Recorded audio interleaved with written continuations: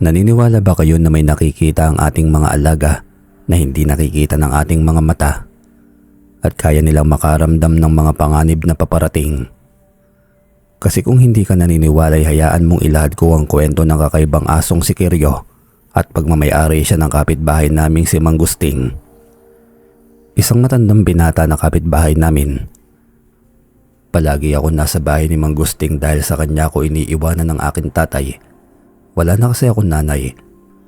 Pumanaw daw ito nang ipinanganak niya ako, kaya naman hindi na ako naghanap pa noon. Ako nga pala si Gabo, kasalukuyang nakatira sa Negros sa isang liblib na baryo. Sa sobrang liblib ng aming baryo ay halos wala nang nagpupuntahang mga dayo rito, lalo na't wala naman silang mapapala at wala naman kasing espesyal sa aming baryo at wala ka ring mapapasyalan. Tipikal na baryo lamang kasi ito, katulad ng iba pang baryo. Dahil walang ibang tao ay halos magkakakilala lamang rin kami lahat dito. Lahat kasi ay mahilig maglalabas ng bahay at makipagtsismisan, magsugal. Kaya pati mga kabataan ay nahawa na rin sa kanilang mga magulang na mapanghusga at sugarol. Pero ang hindi ko maintindihan sa aming baryo ay bakit lagi ako napag-iinitan ng mga tao. Kapag kasi nakikipaglaro ako sa ibang mga bata ay palagi silang pinagbabawalan ng kanilang mga magulang. Wala naman akong ginagawang masama pero parang ayaw nilang makihalubilo sa akin ang kanilang mga anak. Gaya ng minsan akong sumali sa nagtutumbang preso, maayos naman na pakikitungo sa akin ng mga kalaro ko pero nang makita ng isang nanay ng kalaro ko ang kanyang anak, ay agad niya itong sinaway at sinabing huwag daw makipaglaro sa akin. Sinabihan din niya ang iba ko pang mga kalaro na huwag makipaglaro sa akin kung ayaw nilang mapahamak o masaktan. Nakinig naman sa kanya mga bata at agad nila akong iniwanan. Nilapitan ko noon ang Ali at tinanong kung bakit ayaw niyang makipaglaro sa akin ang kanyang anak at pati ang ibang bata ay binawalan niya.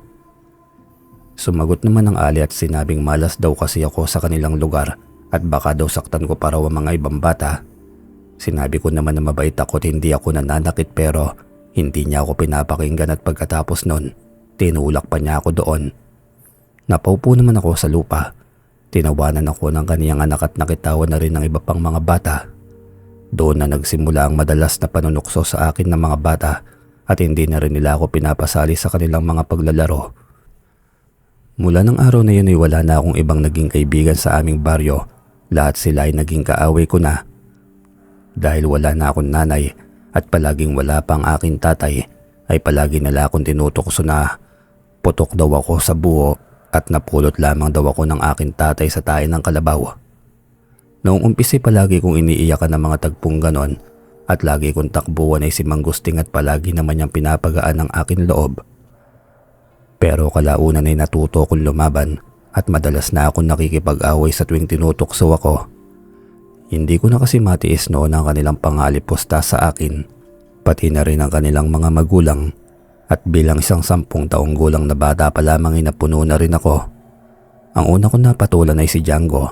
Napadaan lamang kasi ako nang makita ko silang nagpapatintero. Dahil ayaw naman nila akong isali ay nanood na lamang ako sa isang tabi.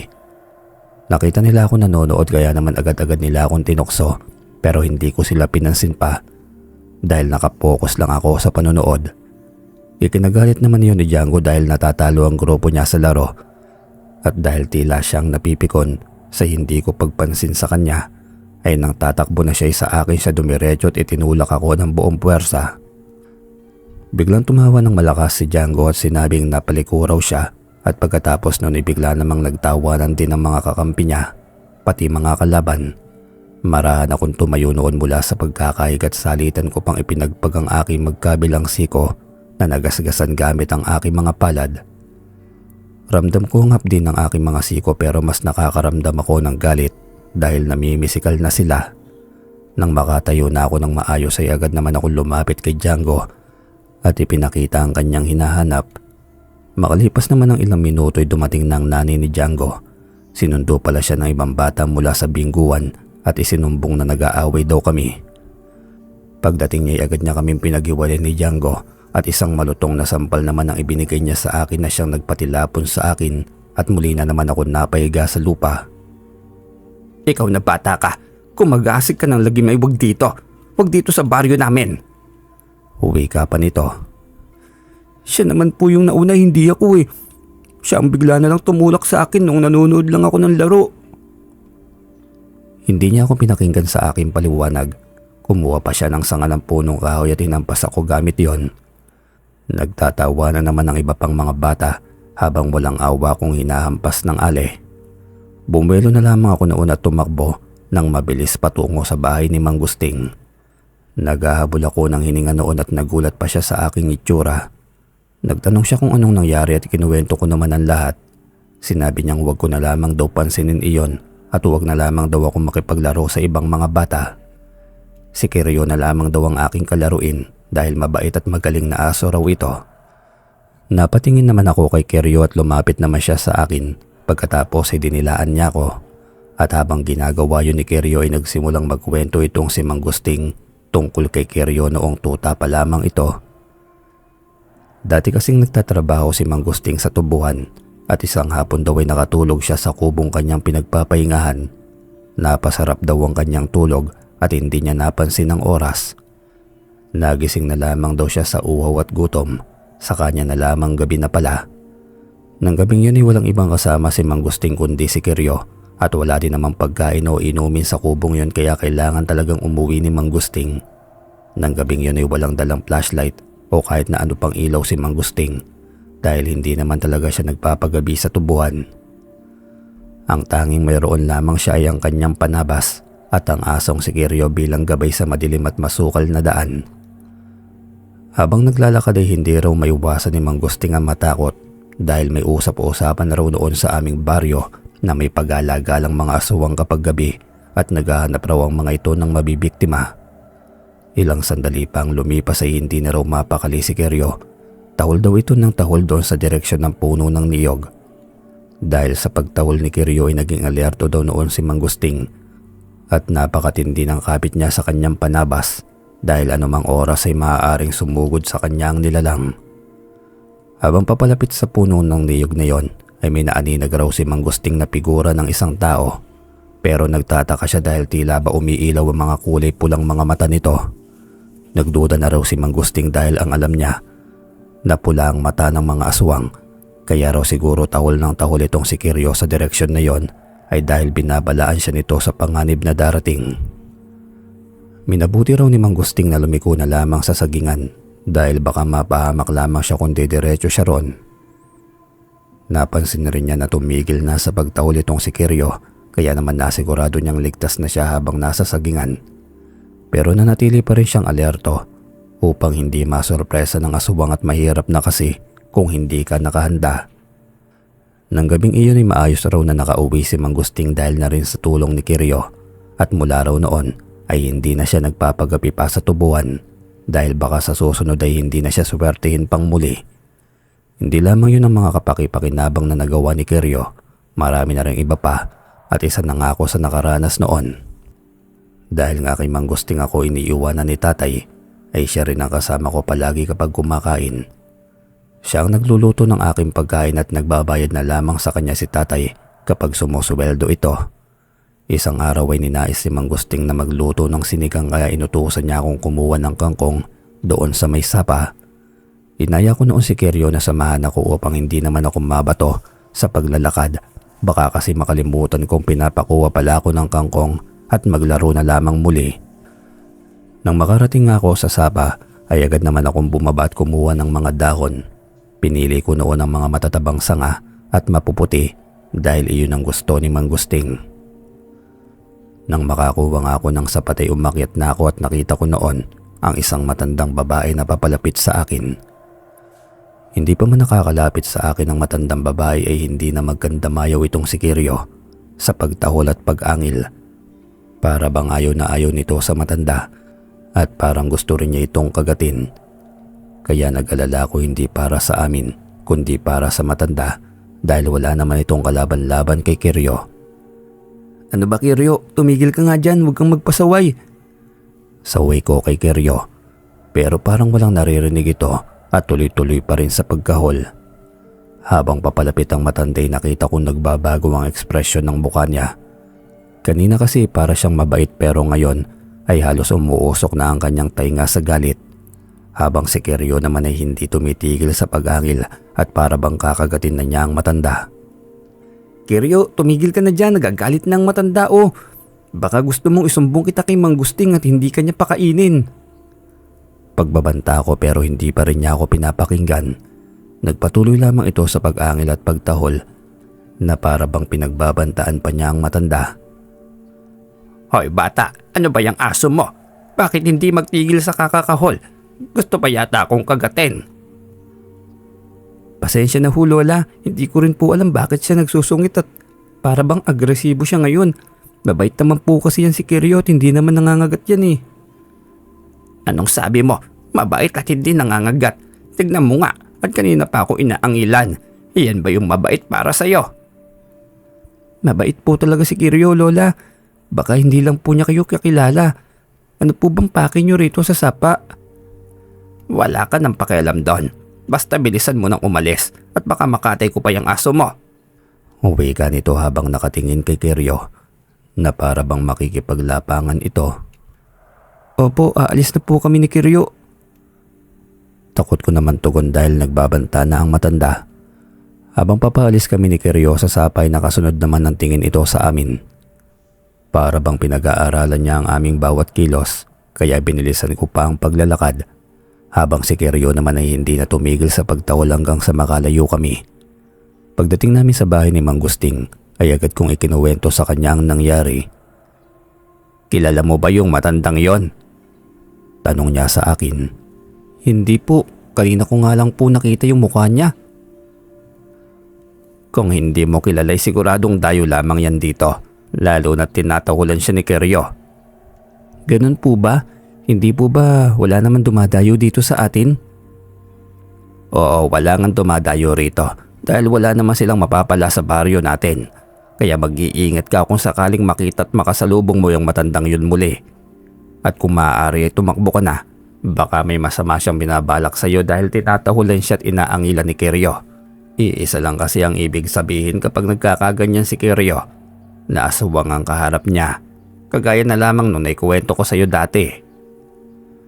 Dahil sa sinabi ni Mang Gusting ay palagi na akong nag-iingat. Palagi na rin niyang pinapasama sa akin si Kiryo upang maging gabay ko at tagabantay ko. Baka kasi balikan daw ako ng matandang yon at si Kiryo lamang ang tanging makapagtatanggol sa akin. Isang araw ay naisipan kong lumibot sa kakahuyan upang maghanap ng gagamba. Noong panahon kasing yun ay usong-uso ang gagamba at nakikita ko ang mga kaedaran ko na pinaglalaban sa isang maikling tingting ang mga alaga nilang gagamba.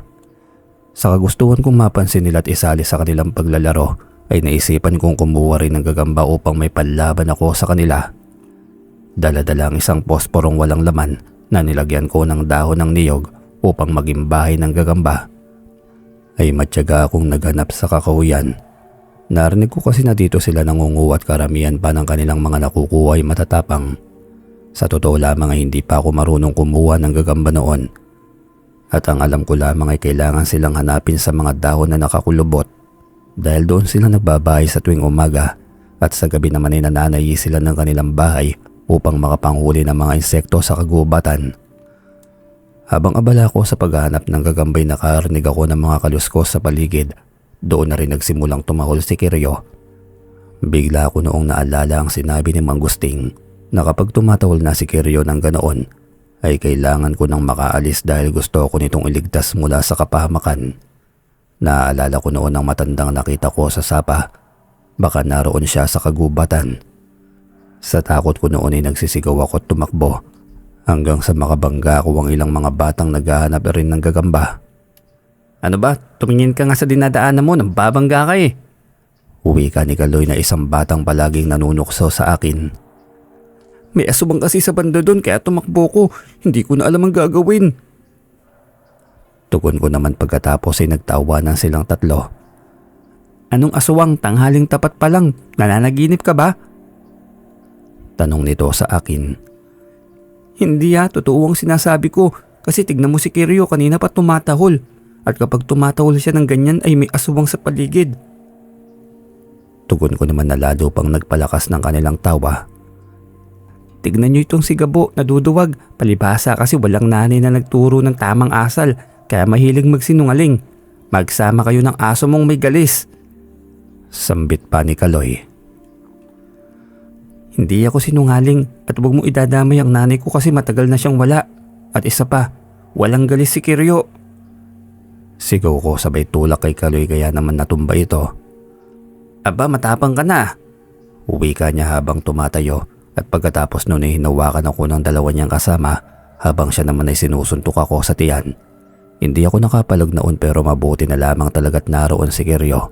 Tinahulan niya si Kaloy at inambang kakagatin kaya naman natakot ito at lumayo sa akin. Pasalamat ka dyan sa aso mong galisan, kung hindi, patay ka talaga sa akin. Pagbabanta pa nito. Matapos yun ay umuwi na kami ni Kiryo dahil wala naman kaming mapapala sa kakahuyan. Samantalang si Kaloy naman ay pumasok pa sa pusod ng kakahuyan kung saan ako nang galing kanina. Sinubukan ko pa silang bawalan dahil masama ang kutob ko sa parting iyon ng kakahuyan pero pinagtawanan lamang nila akong muli. Kaya naman iniwanan ko na lamang sila. Pag-uwi ko sa bahay ni Mang Gusting ay nagmukmuk ako dahil wala man lamang ako nahuling gagamba ni isa. Pagkatapos ay napaaway pa ako sa grupo ni Kaloy. Napansin naman ako ni Mang Gusting kaya naman tinanong niya kung ano ang problema. Tumugon ako at kaagad na sinabi sa kanya na gusto kong manghuli ng gagamba pero wala akong nakuha. Hindi kasi ako marunong. Sinabi naman niya na kung gusto ko raw talagang manghuli ay pwede niya akong tulungan. Wala rin naman daw siyang ginagawa sa kanyang bahay. Pumayag naman ako kaagad sa kanyang inaalok. Dahil gustong gusto ko rin magkaroon ng gagamba upang makasali ako sa mga batang naglalaro. Dinala ko ni Mang Gusting sa isang tubuhan na dati niyang pinagtatrabahuan. Wari ko'y sanay na siya sa lugar at alam niya kung saan ang mga gagamba. Dahil ilang oras pa lamang kami naghahanap ay halos mapuno na ng gagamba ang daladala kong kahan ng posporo. Ilang sandali pa'y naramdaman kong sumasakit ang aking tiyan at sinabi ko yon kay Mang Gusting. Pinahanap niya ako ng pwesto upang magbawas at nang makahanap ako ay agad ko yung binuhos. Nang matapos ako'y nakita ko ang isang malaking baboy ramo sa aking harapan. Tila doble ang sukat nito kumpara sa karaniwang mga baboy ramo sa amin at may mahahaba pa itong pangil. Galit na galit ang baboy at akmang susubagin ako nang bigla na lamang lumitaw si Kiryo galing sa kung saan at agad nitong kinagat ang leeg ng baboy ramo kahit na mas malaki pa ito sa kanya. Nagsumigaw na rin ako noon upang marinig ako ni Mang Gusting at matulungan niya kami. Nagpupumiglas kasi ang baboy ramo at mas malakas ito kay Kiryo at anumang oras ay kayang-kaya niya itong itilapon sa kung saan. Agad namang dumating si Mang Gusting at sinakluluhan niya kami. Dala ang isang sanga na pilit niyang inihahampas sa malaking baboy ramo. Iyon lamang ang tangi niyang sandata dahil hindi naman inaasahang may susugod sa amin ng tanghaling tapat. Pero ayos lamang yon dahil nasasaktan ng malaking baboy ramo sa bawat paghampas ni Mang Gusting. Wala nang nagawang malaking baboy ramo kundi yan tumakas. Ibinunggo niya ang kanyang leeg kung saan nakasakmal si Kiryo sa mga puno habang kumakaripas ng takbo. Kaya naman napabitaw din itong si Kiryo. Gusto pa sana niyang humabol pero pinagalitan na siya ni Mang Gusting. Ayos ka lang ba, Gabo? Ayos lang po ako. Agad kasing dumating si Kiryo upang iligtas ako. Mabuti nga, kung hindi ay napas lang ka at natangay ng aswang. Aswang? Aswang po ba yung malaking baboy ramo? Ganoon po ba talaga yung itsura nila? Oo, aswang yon. At iba-iba kasi ang itsura at kakayahan nila depende sa lahi. At ang malaking baboy ramo kanina ay isang bangkilan at kaya nilang magpalit anyo bilang malalaking mga hayop. Pati na rin malalaking ibon. Matapos ipaliwanag sa akin ni Mang Gusting ang tungkol sa aswang, ay umalis na kami sa tubuhan. Baka kasi bumalik pa ito at magsama pa ng iba. Habang pauwi kami nakasalubong namin ang nanay ni Kaloy at tinatanong niya kami kung nakita raw ba namin ang kanyang anak. Hindi pa raw kasi ito umuwi buwat kaninang tanghali. Hapon na ngayon at palubog na ang araw. Tumugon naman si Mang Gusting at sinabing hindi raw niya alam. Aalis na sana ang nanay ni Kaloy pero nagsalita ako at sinabing nakita ko kanina si Kaloy sa may kakahuyan na naghahanap ng gagamba. Sinabi ko rin ang hinala ko na may aswang doon dahil sa pagtahol ni Kiryo kaya ako napatakbo doon at nakasalubong ko si Kaloy. Ikinuwento ko rin ang babalang sinabi ko kay Kaloy at ang pagpigil sa kanya na huwag nang tumuloy pero hindi niya ako pinakinggan kaya ang hinala ko'y nakain na siya ng aswang. Anong sabi mo? Demonyo ka talaga, bata ka. Bakit sinasabi mo kinain na ng aswang ang anak ko? Galit na tanong ni Aling Lusing na nanay ni Kaloy. Pagkatapos ay lumapit ito sa akin, sa kanya ako kinuwelyuhan. Ano ka ba? Bakit tinatawag mo demonyo ang bata? Nagbigay lang naman siya ng impormasyon kung saan mahahanap ang anak mo. At alam mo namang bata yan, kaya hindi pa niya naiisip ang pinagsasasabi niya. Pagtatanggol naman sa akin ni Mang Gusting. Tinanggal niya noon ang kamay ni Aling Lusing sa akin leeg upang hindi ako nito masaktan. Sige't ipagtanggol mo ang salbahe mong alaga. Pare-pareho naman kayo pati ng tatay niya. Kaya lumalaking walang modo at basagulero yung batang yan kasi palagi niyong kinukonsente. At alam naman nating lahat na demonyo ang nanay niyan, hindi pa? Tugon naman ni Aling Lusing. Lusing, kung saan-saan ka na napupunta. Wala namang kinalaman ng mga pinagsasasabi mo sa pagkawala ng anak mo. Ano yun? Para may masisi ka lang. Hindi ba't ikaw ang pabayang nanay dahil inuna mo pa ang pagbibinggo kaysa alagaan ng anak mo? At ngayong nawawala na siya, kung sino-sino na lamang sinisisi mo. Sumbat naman ni Mang Gusting. Tila ba natauhan noon si Aling Lusing at nagpatuloy na lamang ito sa paglalakad. Tumawag na rin siya ng ilang kalalakihan upang makasamang pumunta sa kakahuyan. At nang makaalis na sila'y pumasok na nga kami sa bahay ni Mang Gusting at hinintay ang pagdating ni tatay. Mang Gusting, bakit po ba masama palagi ang tingin sa akin ng mga tao? Minagawa po ba ako masama sa kanila? Ikaw kasi, Gabo. Palagi ka na lamang nakikipag-away at gumagawa ng kalokohan. Tugon naman ni Mang Gusting. Hindi naman po ako nagsisimula ng gulo eh. Sila po ang nauunang nangaaway sa akin. Palagi nila akong tinutokso kaya pinagtatanggol ko lang po yung sarili ko. Kapag tinutokso ka ng mga bata, ikaw na mismo ang umiwas. Hayaan mo na lamang silang manokso ng manokso dahil hindi ka naman nila masasaktan sa panunokso lamang. Nasasaktan po ako sa panunokso nila, lalo na kapag sinasabihan akong putok sa buho. Huwag mo na lang silang pansinin upang hindi na lumala ang lahat. Napakapangit na ng reputasyon mo kaya wag na wag mo nang dagdagan. Bakit po ba nila ako tinutokso na putok sa buho? At sinasabi po nilang napulot lamang ako sa tayo ng kalabaw. Hindi po ba may nanay rin naman ako? Wag mo na kasi silang pinakikinggan. Alam mo namang may nanay ka, maaga lang siyang nawala. Tugon pa ni Mang Gusting.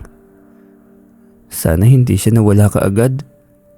Tanging tugon ko matapos yun ay dumating na nga si tatay upang sunduin ako. Tinanong niya kung bakit ba ako lumuluwa at tumugon naman si Mang Gusting.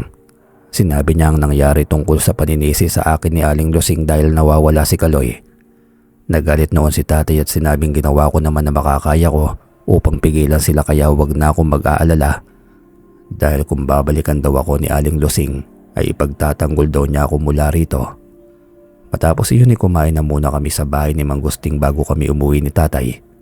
Kinagabihan habang nasa kasarapan ng aking pagtulog ay bigla ako naalimpungatan dahil sa tahol ng aso. Alam kong si Kiryo ang tumatahol dahil kapitbahay lang naman namin sila ni Mang Gusting. Kung ang akala ko'y ako lamang ang nagising ay nagkakamali ako dahil pati si tatay ay gising rin pala. Nakaupo siya sa higaan namin at tila ba nakikiramdam sa paligid. Hindi ko ginulo noon si tatay at nagbalik na lamang ako sa pagtulog pero ilang sandali lamang ay nakarinig na ako ng kalabog sa may bubong habang hindi pa rin tumitigil sa pagtahol si Kiryo. Naramdaman ko ring tumayo na noon si tatay at lumabas pa siya ng pinto. Kinabahan ako noon. Baka kasi ano pa ang mangyari sa kanya sa labas. Kaya tumayo na rin ako at sumilip sa pinto. Nakita ko si tatay at hawak-hawak niya ang kanyang itak. Palingon-lingon siya sa paligid habang si Kiryo naman ay patuloy sa pagtahol. Lumapit na rin ito kay tatay at para bang may gusto siyang sabihin. Nagpatuloy sa paglinga-linga si tatay hanggang sa mapatulala na lamang siyang bigla. Nakatitig siya noon sa puno at ganoon na rin si Kiryo. Nariyan ka lang pala. Ano bang gusto mo sa amin? Bakit ka nang gugulo? Tanong ni tatay. Nang tignan ko ang direksyon na tinitignan ni tatay, ay nakita ko isang napakalaking ibon na nakatayo sa itaas ng puno. Nagulat ako sa laki nito at naisip ko kaagad ang sinabi ni Mang Gusting na may kakayahan ng mga aswang na magpalit ng anyo bilang malalaking hayop. Ilang sandali ay lumipad na ang malaking ibon at sinundan naman yun ni tatay, maging si Kiryo. Gusto kong malaman ang mga susunod na mangyayari kaya naman sumunod ako sa kanila nang hindi nalalaman ni tatay. Mabilis na naglakad si tatay patungo sa kakahuyan at mabilis din akong sumusunod sa kanila habang nag-iingat dahil baka mahuli ako ni tatay.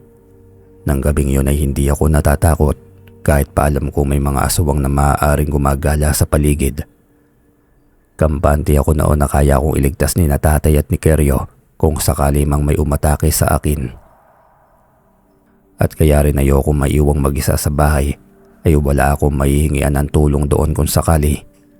Nang makarating ako sa may kakahuyan ay nakita ko si tatay at Keryo. Wala na noon ang malaking ibon at ang nakita ko na lamang nakaharap nila ay ang isang magandang babae na sa tingin ko'y parang kasing edad lamang din ni tatay. Hindi ko marinig ang pinag-uusapan nila kaya sinubukan ko pang lumapit at nagtago na rin ako dahil baka mapagalitan pa ako ni tatay kapag nalaman niya ang aking ginawang pagsunod sa kanya. Hindi ba't sinabi ko sa iyo wag na wag mo kami pupuntahan, Mirna? Gugulo lamang ng gugulo ang lahat lalo na kapag may mga taong makakakita sa iyo. Mabuti na lang at tinahulan ka ni Keryo kaya nagising ako. Dinig kong wika ni tatay. Wala naman akong balak na manggulo. Gabriel, gusto ko lang namang makita ang anak ko at malaman kung kumusta na siya. Tugon naman ng babae. Gusto mo siyang makita sa ganitong oras ng gabi? Ano bang iniisip mo? Kasi pinagbabawalan mo kung makita siya ng may araw kaya 10 oras ng gabi lamang ako pumupunta sa tapat ng bahay at umaasang papapasukin mo ko sa pinto. At bakit ko naman yun gagawin? Mapapahamak lamang kaming dalawa kapag nalaman iyon ng mga kapitbahay. Alam nila kung sino ka at kung ano ka. Lubayan mo kami, Mirna. Huwag mo na kaming guluhin pa. Kayang-kaya naming mabuhay ng wala ka at alam ni Gabo na matagal ka ng patay. Tugon naman ni tatay. Kahit nakikinig lamang ako sa kanilang usapan ay napapansin kong pumapatak ang sarili kong luha, lalo na nang malaman kong buhay pa pala ang aking nanay. Nang magpunas naman ako ng luha ay bigla na lamang may tumangay sa akin at nang imulat ko ang aking mga mata ay nasa himpapawid na ako tangan-tangan ako ng isang malaking ibon. Sumigaw ako noon upang makuha ang atensyon ni tatay. Nataranta pa silang dalawa nang makita ako. Agad ko namang nakita ang aking nanay at naging isang malaking ibon din. Ngunit hinarang silang dalawa ni tatay ng malaking baboy ramo kaya hindi nila ako nailigtas at nakalayo na kami ng malaking ibon. Sinubukan kong magpumiglas noon pero sobrang higpit sa akin ng malaking ibon kaya naman wala na akong nagawa hanggang sa makarating kami sa isang kuweba at doon niya ako ibinaba. Nang makababa kami ay bigla na lamang nag-ibang anyo ang malaking ibon at nagulat ako sa aking nakita dahil sa iyong matandang babae na nakita namin ni Keryo doon sa sapa habang nangunguha ako ng kangkong. Anong kailangan mo sa akin? Kakainin mo ba ako? Tanong ko sa matanda. Hindi kita kakainin dahil may paggagamitan ako sa iyong mas maganda. Anong bambalak mo sa akin? Basta manahimik ka na lang. Uwi ka nito at pagkatapos ay dinala niya ako sa isang kulungan na gawa sa kahoy. Itinapon niya ako doon habang tumatawa. Sinabi pa niyang may alas na siya laban sa prinsesa ng mga bangkilan. Napakadilim ng kulungan at wala akong makita doon. Natatakot ako kaya naman nagsisigaw ako at sinabing pakawalan na niya ako kung hindi naman niya ako balak na kainin. Pero walang tumutugon noon kaya naman napagod lamang ako at natulog na lamang. Kinabukasan ng magising ako ay maliwanag na kaya maayos ko nang nakikita ang paligid. Nagkalat doon ang kalansay ng mga tao. Doon ko lamang din napagtanto na napakabaho pala ng paligid. Hindi ko lang siguro napansin kagabi dahil sa kakasigaw ko dahil sa takot. Napagalaman ko rin na hindi lamang pala ako nag-iisa sa kulungan na yon. Nandoon din kasi si Kaloy at ang isa pa niyang kaibigan na si Popoy. Nakakapagtakang kulang sila ng isa. Kahapon kasi 3 silang magkakasama. Nang mga panahon na yun ay hindi ko pa gaanong maintindihan ang ekspresyon ng mga mukha nila. Pero kitang-kita ko na wala ng buhay ang kanilang mga mukha. Ang tamlay nilang tignan at halos hindi sila makapagsalita. Kaloy, nasaan si Bakol? Hindi ba't magkakasama kayong 3 kahapon? Wala na siya. Maikli at walang buhay na tugon naman ni Kaloy. Hindi na ako nagtanong pa dahil alam ko na ang ibig niyang sabihin. Siguro inatroma na siya ng gawing pagkain ng aswang si Bakol. Nang mga sandaling nakakulong kami, ay wala akong magawa kundi ang tignan ng mga itsura ng aking mga kasama. Wala akong maisip na paraan noon para makatakas kaya nawawala na rin ako ng pag-asa katulad nila. Lumipas pa ang isang araw nang nakakulong ako doon. Hindi maayos ang lahat at ang iniisip ko noon ay sana iligtas ako ni tatay. Namimiss ko na siya at sana makilala ko na rin ang babaeng kasama niya ng gabing tangayin ako kahit na alam kong isa rin itong aswang. Habang nag-iisip-isip ako ay bigla na lamang may dumating na 2 pang matandang lalaki at binuksan nila ang aming kulungan. Pinagmasdan pa nila kaming 3 noon at pagkatapos ay kinuha nila si Kaloy. Kung kanina'y walang buhay ang itsura ni Kaloy, ngayon naman ay punong-puno siya ng buhay at nagpupumiglas. Sinabi niya pa na ako na lamang ang kainin ng mga aswang dahil wala raw akong nanay, pero hindi siya pinapakinggan ng mga ito. Nang makalayo na sila sa aming kulungan ay dinig na dinig ko ang sigaw at pag-ungol ni Kaloy mula sa sakit. Dinig ko rin ang tunog ng ginagawa ng pagtama ng itak sa kanyang buto at sa sangkalan, at bawat tunog ay kasamang sigaw at takot ni Kaloy. Na mga sandaling ngayon ay takot na rin ako at hindi ko lubos maisip kung ano bang nangyayari o ginagawa nila. Ang alam ko lamang ay inihahanda na nila ito upang maging kanilang pagkain. Si Popoy naman na kanina ay tahimik. Ngayon ay nagsisisigaw na rin. Ginusto ko siyang pakalmahin pero wala akong magawa. Tuloy-tuloy pa rin ang kanyang pagsigaw at pag-iyak.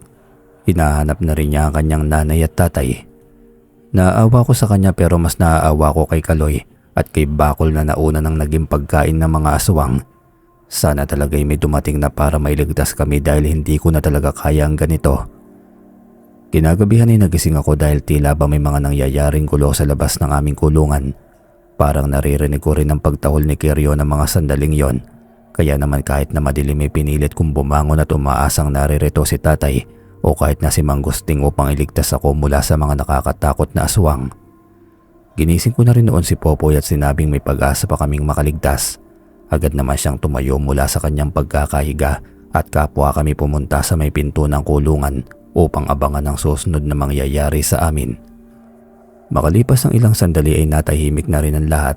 Wala na ako naririnig na gulo at wala na rin mga nagsisigawan sa labas hanggang sa narinig ko ang pagkahol ni Kiryo.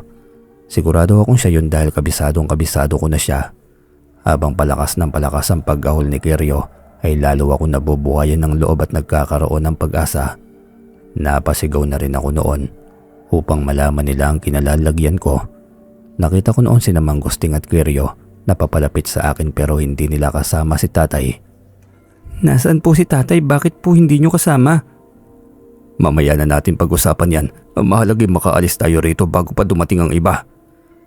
Tugon naman ni Manggusting. Matapos sabihin ni Manggusting ang mga katagang yon, ay sinira na niya ang aking kulungan at hinila niya kami ni Popoy palabas. Nagsimula na kami lumakad noon papalayo at binilisan namin upang hindi kami maabutan ng iba pang mga kalaban. 3 lamang daw kasi ang mga nakalaban kanina ni Manggusting. At siniguro raw niya na naggagala pa ang iba upang humanap pa ng mga makakain at anumang oras ay maaari raw dumating ang mga yon. Nang medyo makalayo na kami ay nagsimula na akong magtanong sa kanya at ang una kong tinanong ay kung paano ba niya natalo ang mga aswang. 3 kasi yon at mag-isa lamang siya. Sigurado rin naman na mas malakas kaysa sa kanya ang mga ito. Simple lamang ang kanyang itinugon sa akin tanong. Pinagplanuhan na raw niya ng mabuti ang pagsugod at may dala raw siyang mga pangontra laban sa mga aswang. At hindi lamang daw yon, magaling raw kasi ang kanyang kasama kaya naman hindi sila nahirapan. Sumabay naman noon ang pagtahol ni Kiryo na para bang sinasang-ayunan niya ang mga sinabi ni Manggusting. Nang malaman ko nga kung paano natalo ni Manggusting ang mga aswang na nagbabantay sa amin ni Poypoy, ay itinanong ko naman sa kanya kung paano niya kami nahanap. Paano nga ba niya nalaman kung saan ako dinala ng aswang gayong wala naman siya nang tangayin ako nito. Sinabi naman ni Manggusting na kahit wala raw siya ng araw na yon ay naroon naman si Kiryo. Mukhang sinundan raw nito kung saan ako dinala ng aswang na tumangay sa akin. Dahil ng gabing nawala raw ako ay siya rin pagkawala niya at kinaumagahan na siyang nakabalik. At nang makabalik raw si Kiryo diretso raw ito sa bahay namin at kumuha ng aking damit sa marumi.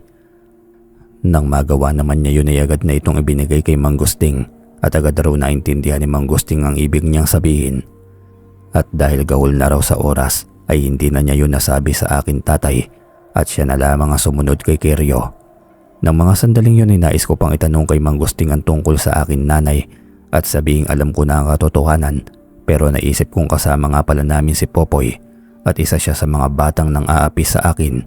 Baka isumbong pa niya sa kanyang mga magulang kapag nalamang aswang ang akin nanay. Makalipas ang ilang oras ng paglalakad ay inihatid muna namin si Popoy sa kanilang bahay. Madaling araw na noon at hindi pa rin natutulog ang kanyang mga magulang dahil sa pag-aalala. Pero nang makita nilang muli si Popoy ay para silang nabunutan ng tinik sa dibdib. Bago kami makaalis sa bahay nila Popoy ay siya namang pagdating ng mga magulang ni Kaloy at Bakol. Tunay nga naman kay bilis kumalat ng mga balita dahil kahit na madaling araw na kaming dumating ay agad naman yung nabalitaan ng nanay ng dalawa pang batang nawawala. Agad na nagtanong ang nanay ni Kaloy kung kasama raw ba namin ang kanyang anak. Pero tumugon si Mang Gusting at sinabing dalawa lamang kami ni Popoy na kanyang naabutan doon. Nang hindi niya nagustuhan ang kanyang narinig ay ako naman ang kanyang tinanong kung ano ang nangyari sa kanyang anak at kay Bakol. Sinabi ko naman na hindi ko nanadat nandoon si Bakol at ang kwento sa akin ni Kaloy at Popoy ay ginawa siyang pagkain ng mga aswang.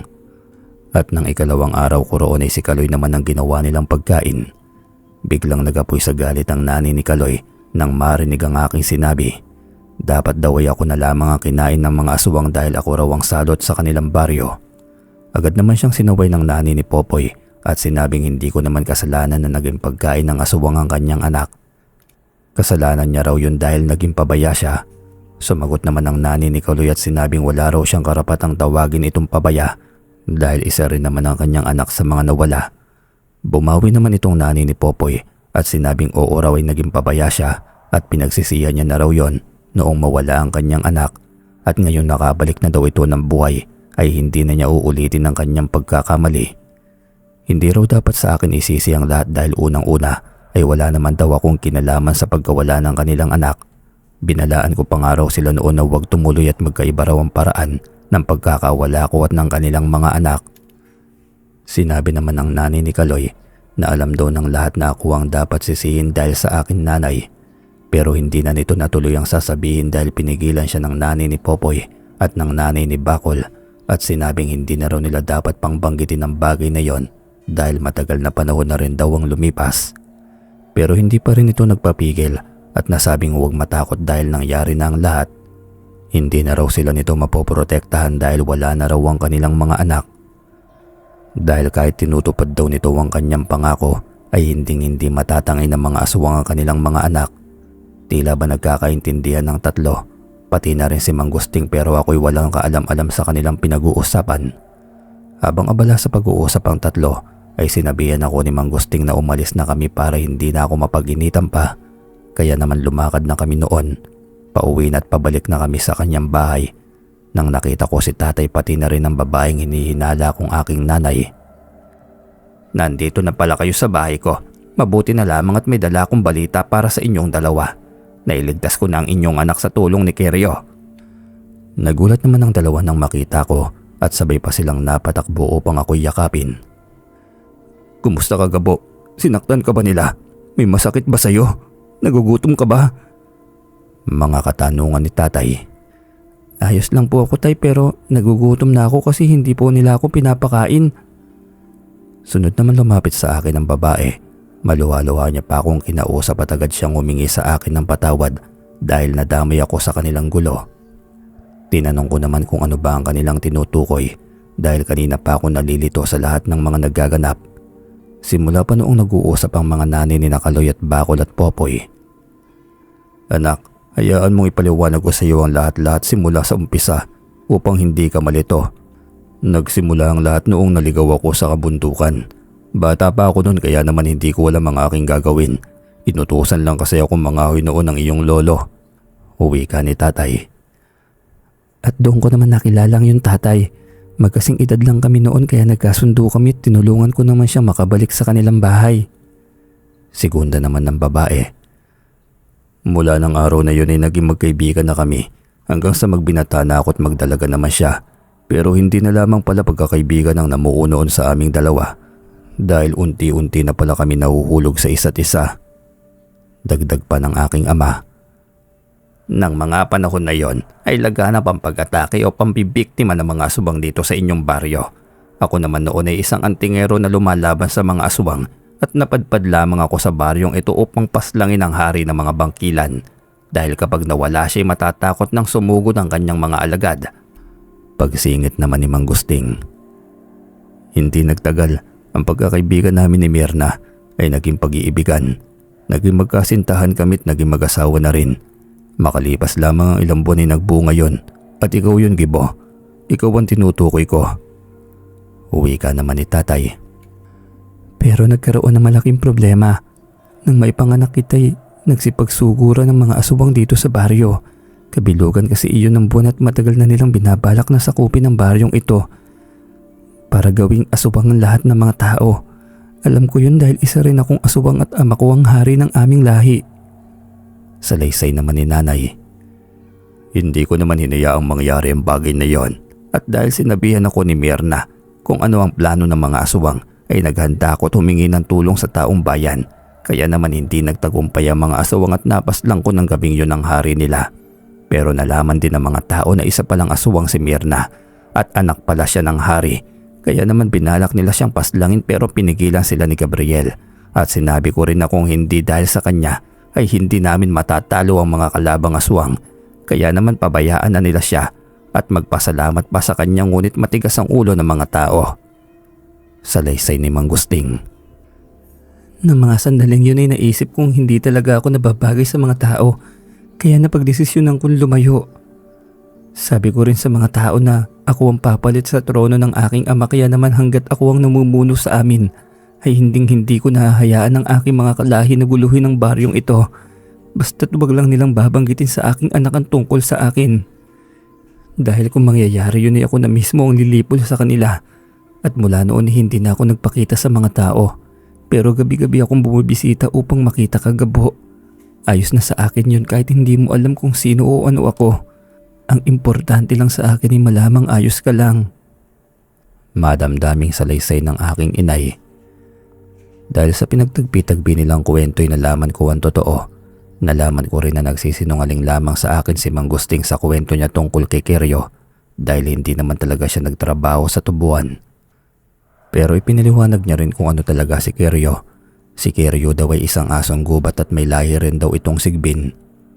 Mula pa raw noon ay may kanya-kanya ng kapares na aso ang kanyang mga ninuno at sila ang tumutulong sa kanilang pagiging antingero. Nang malaman ko ang lahat ay tinanong ko naman kung ano ang koneksyon ng mga ito sa mga aswang na dumukot sa akin. Dahil sa pamamalakad ko at pag-uutos kong bawal sa lakayin ng baryong ito ay nagkaroon ako ng mga kalaban mula mismo sa lahing bangkilan. Pero maraming tapat sa akin kaya hindi nila kaya magprotesta o agawin ang aking trono. Pero nalaman ng isa sa mga kalaban na mayroon akong anak at yun ang pinabalak nilang panlaban sa akin upang isuko ang pagiging pinuno. At noong nakuha kanila ay agad kong kinausap ang kanilang leader upang ipasa sa kanya ang trono. Kung hindi ko raw gagawin yun ay gagawan kanila ng masama. Dahil hindi namin alam kung nasaan ka at wala kaming paraan para ikaw ay mailigtas. Kaya kaagad ko namang isinuko ang trono kanina lang at sinabi sa akin na dadalhin kanila dito bukas kaya kami naghihintay. Hindi ko alam na kayang-kaya ka palang mailigtas ni Mang Gusting. Tugon naman ni nanay. Pasensya na't hindi ko agad nasabi sa inyo na natuntun ni Keryo ang kanyang kinaroroonan. Nagmamadali rin kasi ako't baka may gawin silang masama sa kanya. Napamahal na rin kasi sa akin ang batang ito eh. Tugon naman ni Mang Gusting. Ayos lang yun, Mang Gusting, dahil walang may gusto ng lahat. Pero ngayong hindi na ako namumuno sa mga bangkilan ay maaari na nilang lusubin ang baryong ito anumang oras. Kaya naman kailangan nating umisip ng paraan upang sila'y malabanan. Tugon naman ni nanay. Bakit hindi na lang natin gawin ang dati? Yung kakausapin ko ang taong bayan na tumulong. Gagawan ko ulit sila ng mga pangontra upang hindi sila basta-basta kayanin ng mga kalaban. Oo, dating gawin tayo. At gawin din natin ang dating plano na ang pinuno nga nilang punterihin natin para mabilis na matapos ang laban at hindi na dumami pang malaga sa ating mga kasama. Tugon naman ni tatay. Myrna, sino bang pumalit sa iyo? Maaari mo ba yung ituro sa amin kapag oras na ng labanan? Pasensya na pero hindi ko may re-recommenda na unahin ng kanilang pinuno dahil natuto na sila sa kanilang pagkakamali 10 taon nang dumipas. Malalakas na sila ngayon At lalo pa silang dumami dahil may isang baryo kami sinakop ilang taon nang nakakalipas at ginawa naming aswang ang mga tao ron. Matagal na akong hindi kumakain ng tao at hindi na rin ako pabor sa ginagawa nila pero wala akong magagawa dahil ganun talaga ang mga aswang. Tiniis ko na lamang ang pagiging pinuno ko sa kanila upang maprotektahan ng baryong ito at sawa na rin ako sa trabahong yon. Kaya ang imumungkahi ko'y ubusin natin silang lahat. Tutulungan ko kayo sa laban at pagkatapos nun ay gusto ko nang mamuhay ng normal kasama ang aking pamilya. Mahabang paliwanag ni nanay. Matapos sabihin ito ang mga salitang yon ay pinauwi na kami ni Mang Gusting. Ilang oras na lamang daw kasi at sisikat na ang araw. Maawa na raw sila sa akin kasi kanina pa ako dapat tulog. Sumunod naman ang aking mga magulang sa sinabi ni Mang Gusting kaya naman umuwi na lamang kami. Sabik na sabik ako noon dahil sa wakas ay may nanay na ako at makakatabi ko na rin siyang matulog. Gaya nga ng naikuwento ko ay sabik na sabik ako sa isang ina dahil tanging sina Mang Gusting at tatay lamang ang nakakasama ko sa paglaki. Agad ako natulog ng gabing yon dahil yakap-yakap ko ang aking nanay. Sinulit ko talaga ang bawat araw na hindi kami magkasama. Kinabukasan ay tanghali na akong gumising. Wala noon si nanay at tatay kaya naman inakala kong panaginip lamang ang lahat ng nangyari. Nalungkot ako noon kaya lumabas ako ng bahay at nakita ko naman ang aking nanay na nagluluto. Gising ka na pala, Gabo, pero bakit parang ang lungkot naman ang itsura mo? Akala ko po kasi panaginip ko lang ang lahat eh. Wika ako habang paunti-unting tumutulo ang luha sa aking mga mata. Kahit naabala sa kanyang ginagawin, nilapitan ako ni nanay para lamang yakapin. Huwag ka na mag-alala, Gabo, dahil hindi panaginip ang lahat. At ngayong kasama mo na ako, magkasama na tayo. Hindi ko nahahayaang magkalayo pa tayong muli. Kaya pumunta ka na sa labas at maghilamos. Tawagin mo na rin ang tatay mo sa bahay ni Mang Gusting dahil manananghalian na tayo. Matapos yun ay dumiretso na ako sa poso upang magmumug at maghilamos. Pagkatapos ay dumiretso na ako kina Mang Gusting at hindi ko nakita doon si tatay. Ang nakita ko lamang ay ang ibang mga kalalakihan sa aming baryo. Ilang sandali pang lumipas ay dumating na si tatay at may kasama pa itong ibang kalalakihan. Sinenyasan naman noon ni tatay si Mang Gusting kaya naman nagsimula na itong magsalita. Mga kapwa ko nakatira sa baryong ito. Ipinatawag ko kayong lahat dahil may mahalaga akong sasabihin. May ilan sa inyo na nakakaalala pa ng nangyaring labanan dito 10 taon nang nakakalipas. At ang iilan sa inyo'y nakasama ko pa. Muli ay humihingi ako ng tulong sa inyo upang ako naman ay samahan sa susunod na pagsalakay ng mga aswang. Hindi ko pa natitiyak kung kailan pero nakakasiguro ako na itataon nila ito sa kabilugan ng buwan. Kaya mangyari lamang ay maging handa tayo. Bibigyan ko rin ng pangontra ang bawat isa sa inyo upang malabanan natin sila ng sabayan. Nagbulungan noon ang ibang kalalakihan hanggang sa may isang naglakas ng loob na magsalita. Akala daw ba niya'y protektado ang aming baryo mula sa mga aswang dahil iyon ang ipinangako ng aking nanay pagkatapos ng labanan na yon. Tumugon naman si Mang Gusting at sinabing protektado ang aming baryo sa loob ng 10 taon dahil ni minsan ay hindi nila kami inatake pero nagbago ang lahat dahil sa mga pangyayari nitong nakaraang mga araw nang tangayin ako ng kalaban nilang aswang. Pati na rin sina Kaloy, Popoy at Bakol. Ipinaliwanag din ni Mang Gusting ang mga kaganapan at naintindihan nilang lahat. Habang nagpapaliwanag si Mang Gusting ay nilapitan ko na si tatay at sinabing ipinapatawag na siya ni nanay upang mananghalian. May nakarinig naman sa akin sinabi at tinanong kung kailan pa raw bumalik ang aswang sa aming baryo. Kinukumbinsi pa nito na unahin na daw nilang paslangin iyon upang hindi na tumuloy pa ang mga aswang sa pagsalakay. Halos magkagulo noon ang mga tao pero lahat sila'y pinatahimik ni Mang Gusting. At sinabing hindi na ang nanay ko ang namumuno sa mga aswang at makakasama raw namin siya sa laban kaya hindi siya isang kalaban kundi kakampi. Natahimik naman ang iba at ang iba naman ay nagrereklamo pa rin at sinasabing ang nanay ko raw ang nagdadala ng kaguluhan sa aming baryo. Para sa kapakanan ng lahat ay nagsalita na ang tatay ko at sinabing hindi raw kasalanan ni nanay kung bakit may mga aswang. Dapat pa nga raw silang magpasalamat dahil kung hindi raw dahil kay nanay ay matagal na raw na nasakop ng aswang ang baryong ito. Noon pa man, dahil siya rin ang nagbigay ng babala kay Mang Gusting kaya napagandaan nila ang pagsugod ng mga aswang. At kung natatakot sila sa nanay ko'y sinabi rin ni tatay na pagkatapos ng labanan ay aalis na kami sa baryong ito at magpapakalayo-layo na kung yun ang gusto nila. Matapos nang magsalita naman ni tatay ay umuwi na kami. Nang makauwi itinanong ni nanay kung bakit ang tagal raw naming dumating at napansin na rin niya ang itsura ni tatay kaya naman tinanong niya ito kung ano ang nangyari. Sinabi naman ni tatay kung anong nangyari sa pagtitipon nila kanina sa bahay ni Mang Gusting na gusto siyang sugurin ng ibang mga tao roon pero pinigilan sila ni Tatay at Mang Gusting. Sinabi rin ni tatay ang nasabi niya sa mga taong yon na pagkatapos ng laban ay magpapakalayo-layo na kami upang hindi na nila kami palaging sinisisi sa mga kamalasang nangyayari sa baryong ito. Sinabi naman ni nanay na pabor siya sa sinabi ni tatay na magpakalayo-layo pagkatapos ng labanan dahil iyon ang makakabuti sa aming tatlo lalo na sa akin dahil nabalitaan niya kay Mang Gusting kung paano ako itarato ng mga nakatatanda sa baryong ito na minana na rin ng kanilang mga anak. Gusto niya talaga akong ilayo sa lugar na ito upang matigil na ang pagmamalupit ng mga tao sa akin. Habang nananangalian ay pinag-usapan ni nanay at tatay kung ano ang magiging buhay namin pagkatapos ng labanan. Sinabi ni nanay na gusto raw niyang mag-alaga ng hardin na punong-puno ng mga prutas at gulay upang hindi na kami mahihirapang mag-isip ng uulamin at para kapag may gusto siyang kainin ay hindi siya mahihirapang humanap nito. Si tatay naman daw ay gusto raw mag-alaga ng hayop dahil iyon ang trabaho niya ngayon. Nakikita raw niya kasi kung paano umasenso ang kanyang amo dahil lamang sa mga hayop kaya gusto raw niya itong subukan. Habang nag-uusap sila hindi ko maiwasang may tanong kung paano na ako dahil may lahi akong aswang. Magiging aswang din ba ako kagaya ni nanay at maghahanap din ako ng mga tao para kainin? Sinabi naman ni tatay na huwag akong mag-alala dahil noong sanggol pa lamang ako'y ginawan na ni Mang Gusting ng paraan. Tinanggal na raw niya ang mutya sa aking katawan at ibinaon iyon sa lupa kaya naman hindi na raw ako magigipang aswang.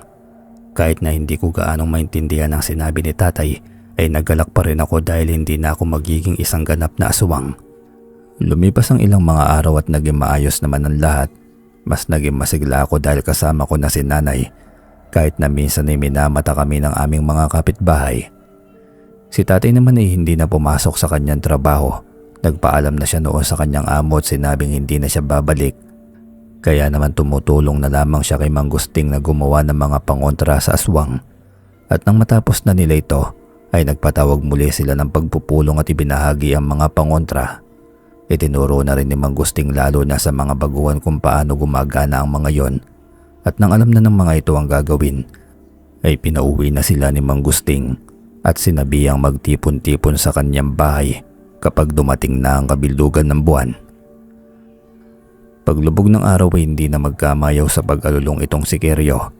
Para siyang asong lobo na malapit ng maulol dahil sa kanyang ginagawa. Pinipilit din siya noong patigilin ni Mang Gusting pero hindi siya nakikinig. Isa lamang ang ibig sabihin nun na may paparating na panganib. Ilang sandali pa'y lumitaw na ang buwan sa langit. Kulay dilaw pa ito at bilog. Kakaiba rin ang sukat nito dahil halos doble ang laki nito kumpara sa kadalasan nitong sukat. Naganda na noon sina nanay at tatay pati na rin sina Kiryo at Mang Gusting. Maaga rin kaming naghapunan noong gabing yon at ikinulong naman nila ako sa aming bahay upang hindi ako makuha ng mga kalaban at magamit laban sa aking mga magulang. Pero kahit na nakakulong sa loob ng bahay at nakakandado ay hindi ko pa rin mapigilang sumilip sa labas. Gusto ko kasing malaman kung ano ang mga susunod pang mangyayari. Nagtipon-tipon na sila noon sa tapat ng aming bahay at may kanya-kanya namang armas na dala bawat isa. May mga nakahawak ng itak, may nagpapana, mayroong may dala ng latigo at ibang pangontra. May nasilip nga rin akong isang lalaki na may dalang isang bote ng suka at kita ko may dinidikdik na bawang ito sa loob pati sili. Hindi nagtagal ay nagsimula na nga mag-ingay ang mga ibon sa kakahuyan at nagsimula na ring lumabas mula doon ang mga aswang na naganyong malalaking mga hayop. Pero matatapang ang mga kasama nila tatay dahil hinarap nila ang mga yon. Pinapana nila ang mga lumilipad na aswang habang ang mga anyong hayop panlupa naman ay nilalabanan ng tabak at mga palakol. Si nanay naman ay nakita ko nag-ibang anyo na rin bilang ibon at nakita kong kinalaban rin niya ang ibang mga lumilipad.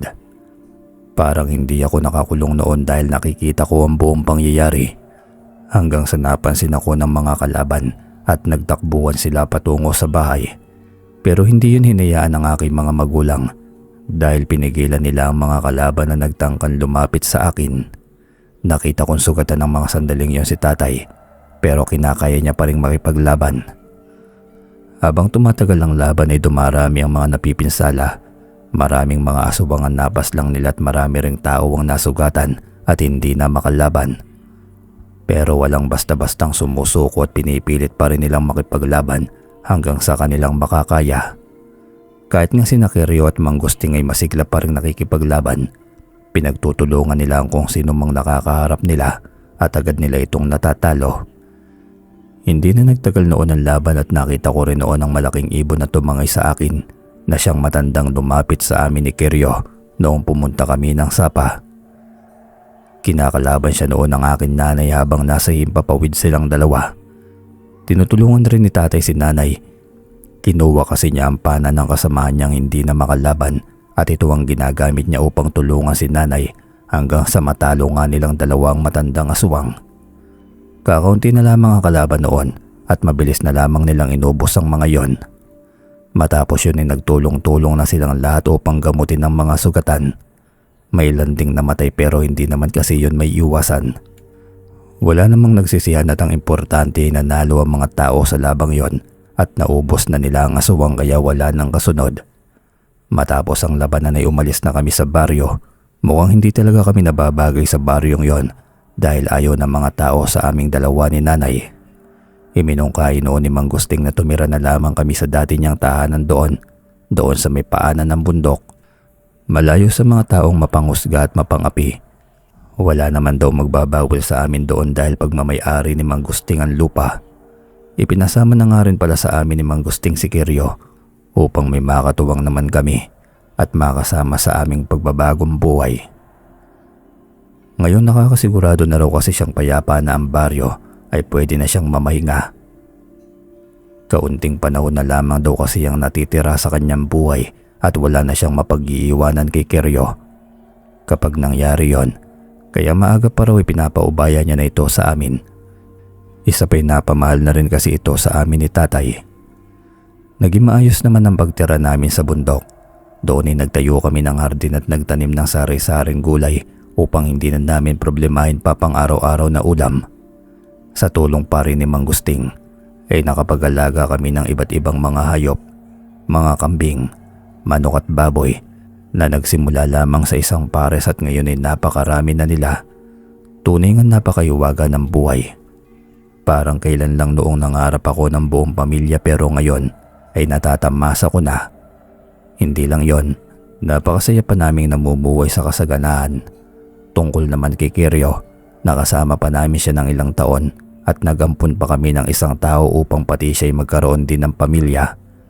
Naging maayos naman ang lahat dahil naparami namin ang lahi ni Kiryo at tinutulungan kami ng mga ito hindi para lumaban sa mga aswang kundi sa pangangaso at pagbabantay ng mga alagang hayop.